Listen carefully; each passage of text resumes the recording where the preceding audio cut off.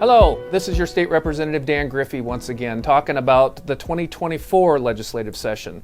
This session is the short session. I know I've talked to you in the past about the short session, but it is really short. It's only 60 days, so half the time.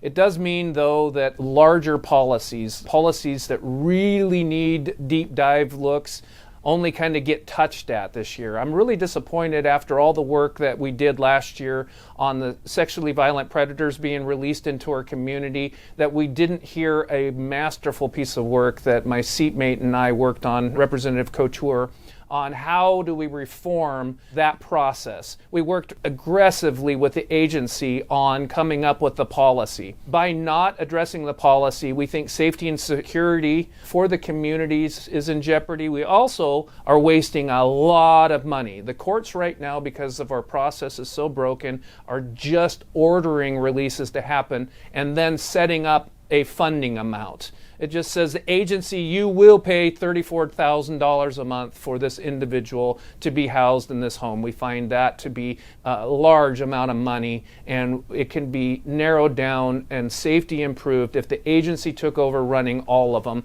Disappointing that bill's not moving, but we're at least bringing the topic up because we want our communities to be safe and secure. Other topics that we're working on, once again, fentanyl. Last year, I talked to you about the fentanyl pill press, where industrious monsters would clone those fentanyl pills into something that looks like an FDA drug, a drug that has a purity standard on it, and all of us in the medical community and all of us that are the people that have the prescriptions know the potency and those sort of things. So we worked on that bill, and thank goodness it's in law, and law enforcement is using it today. We're thinking that now is the time that we do aggressive education. So once again, I'd feel like I was doing you a disservice if I didn't say, talk to your family about sharing pills. Our kiddos need to stop it. It is a dangerous practice. They're sharing a lot of pills. It's not all fentanyl that they're sharing. Some of them have medications that they are using for ADHD and all of those, but if you're not prescribed the medication and under the supervision of a doctor, it is absolutely unsafe to take. So talk to your family about it at Christmas, at Thanksgiving. Talk to them at the dinner table. Ask them if this is something they felt pressure to do, and tell them and armor your kids with all of the defense mechanisms that they need to resist that. It is a big problem. All you have to do is look at the fatality report from CPS, Child Protective Services, to see that even under supervision of the state of Washington, nearly 100 kiddos died. I don't know that we can do a lot about the demand, but we can certainly go after the supply. And this year, sadly, we're not doing enough going after the supply. So what we really have is you talking to your loved ones, because the supply is out there, and those industrious monsters want to do nothing more than to get your loved ones addicted to that terrible substance. It has attained the moniker of one pill, one kill, and it's true.